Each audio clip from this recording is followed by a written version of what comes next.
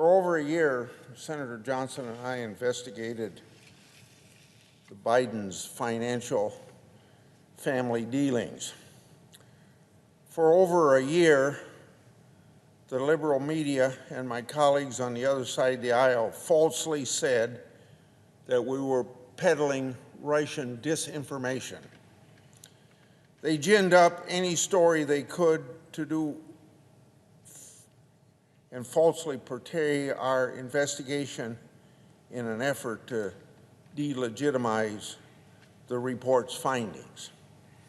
Even my colleague, Senator Wyden, whom I've worked with on many bipartisan investigations, said the following, quote, "This disinformation also became the basis of the Johnson-Grassley investigation. The political nature of this investigation has been clear all along.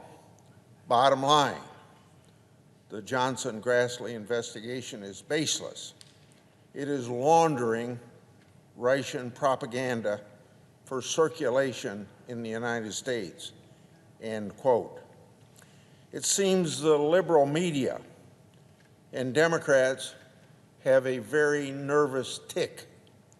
Anytime a Republican gets close to the truth and is about to serve justice, the other side yells, "Russian disinformation." And of course, as we see now, that's a load of garbage.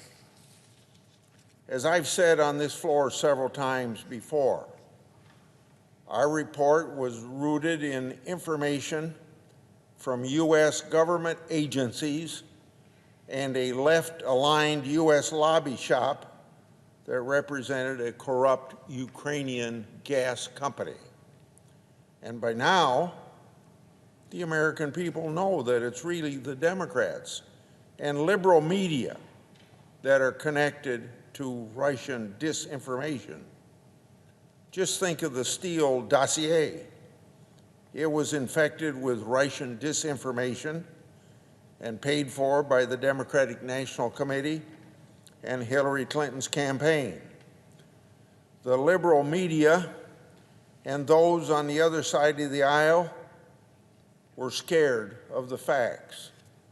They were scared that the American people would see the Biden family's deep and extensive link to foreign governments, including the Communist Chinese government.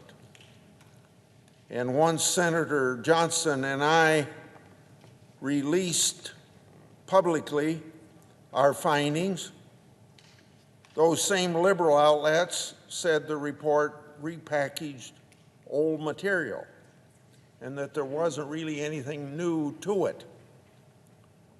They went into full Joe Biden protection mode, and they didn't even try to hide it.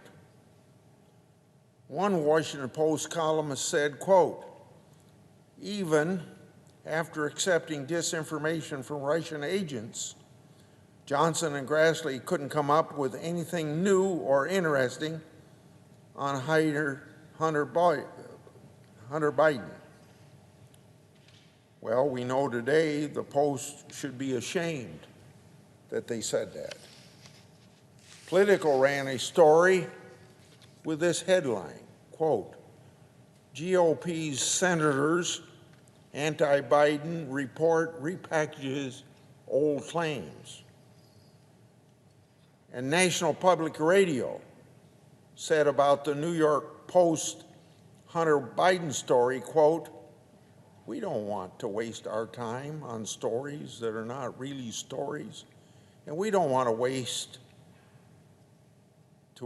the listeners' and readers' times on stories that are just pure distractions," end of NPR quote.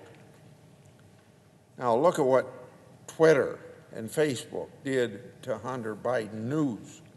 Simply said, they interfered in the election and gave the Biden campaign a multi-million-dollar in-kind donation courtesy of their blatant and unforgivable censorship.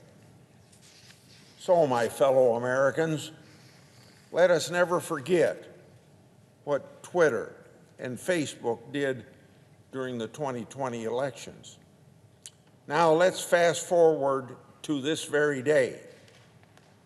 Now it's confirmed that Hunter Biden is under criminal investigation, reportedly for his taxes and financial dealings. The very fact pattern that we described in the Johnson-Grassley report. It shouldn't take Hunter Biden to confirm that he's under criminal investigation before the mainstream press gets permission from who, I don't know, to report the news. It's a complete outrage at the way the liberal media used its power to cover up facts relating to Hunter Biden and the Biden family, and yet ran stories after stories with false information about the Russian investigation into Trump and the credibility of the Steele dossier. The recent news also shows that a report was not baseless. That's a word that shows up all the time. And it didn't repackage old claims. That's another set of words that shows up quite regularly as people were trying to distract the Johnson and Grassley report. So quite the opposite. Our report was well-founded, ahead of the curve, and right on the money in more ways than one. Our report teed up the facts, but the mainstream press never stepped up to the plate. Some of the nation's supposedly leading press outlets, with teams of investigative reporters, were scooped by the Congress, the Johnson-Grassley report. Now, of course, they're scrambling to chase the story that they for so long ignored. Now, it didn't have to be this way. We already did much of the hefty lifting before issuing our report. The report made public information that hadn't ever been known before. For example, it showed the following: Hunter Biden and his associates and family members were connected to Chinese nationals and Chinese companies linked with the Communist Party and the People's Liberation Army. This includes the CEFC China Energy Company Limited and also that company's subsidiaries. Records show that a company linked to the communist regime sent Hunter Biden law firm millions of dollars. Other records show that Hunter Biden opened a line of credit with a Chinese national linked to the communist regime and funded it with approximately $100,000. And then he, James Biden, and Sarah Biden went on an extravagant global spending spree.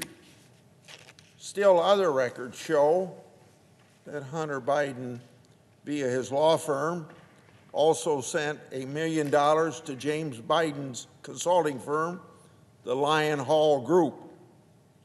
These transfers began less than 1 week after CEFC sent $5 million to a company called Hudson West III, a company linked to CEFC and Chinese nationalists associated with the communist regime, which then sent money to Hunter Biden's law firm.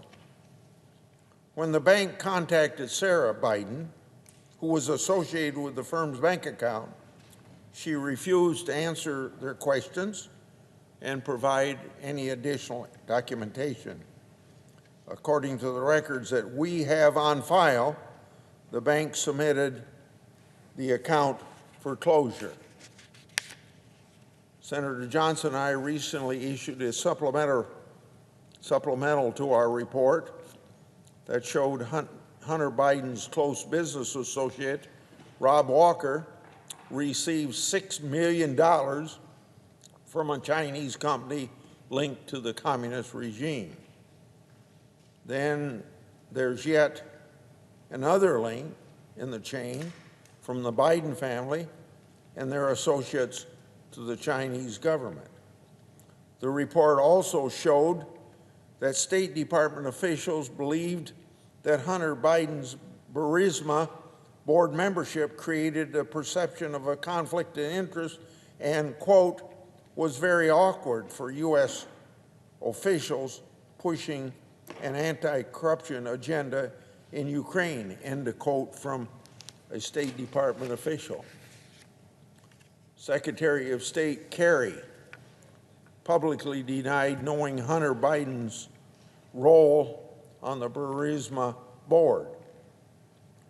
We acquired evidence that shows that Kerry did, in fact, know about that role. On December 2015, instead of following U.S. objectives of confronting oligarchs, Vice President Biden's staff advised him to avoid commenting on Burisma's oligarch and instead say, quote, I'm not going to get into naming names or accusing individuals, end of quote. Joe Biden was running an anti-corruption agenda in Ukraine, but he pulled his punches while his son was on the board of Burisma. Based on witness testimony, Burisma's owner allegedly paid a $7 million bribe to officials serving under Ukraine's prosecutor general to shut the case against him. When he allegedly paid that bribe, Hunter Biden was on the Burisma board. These examples are just a sampling from the report that Senator Johnson and I put out, and just the tip of an iceberg with respect to the Biden family's troubled ties to governments adverse to U.S. interest. These associations and the millions of dollars that pass between and among Hunter Biden, James Biden, and others create criminal, financial, and counterintelligence and extortion concerns. That's why I've written to the Justice Department about the risks that Hunter and James Biden essentially served as agents of the communist government for purposes of their registering under the Foreign Agents Registration Act. After Hunter Biden publicly confirmed he was under criminal investigation, liberal news outlets reported on concerns that his financial associations could create criminal, financial, and counterintelligence problems, something you heard from the Johnson-Grassley report several weeks ago. That's why we said in September 2020, and we were roundly criticized for it. And just over the weekend, a new email was made public that reportedly says that Joe Biden and his brother were, quote unquote, office mates with the very same Chinese nationals that we wrote about in our report.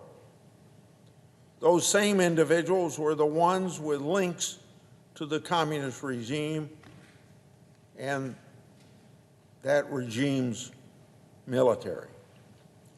Based on all the facts known to date, Joe Biden has a lot of explaining to do. I've run many oversight operations and investigations during the course of my career. I'm interested in the facts, in evidence, and in the truth.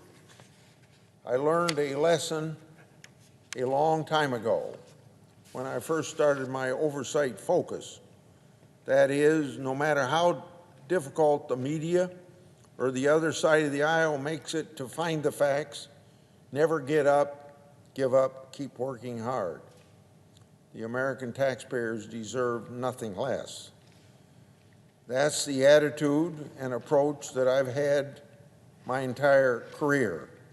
And it's what I will take with me as I continue to look into the Biden family matters and as I move to a leadership position on the Senate Judiciary Committee. I yield the floor.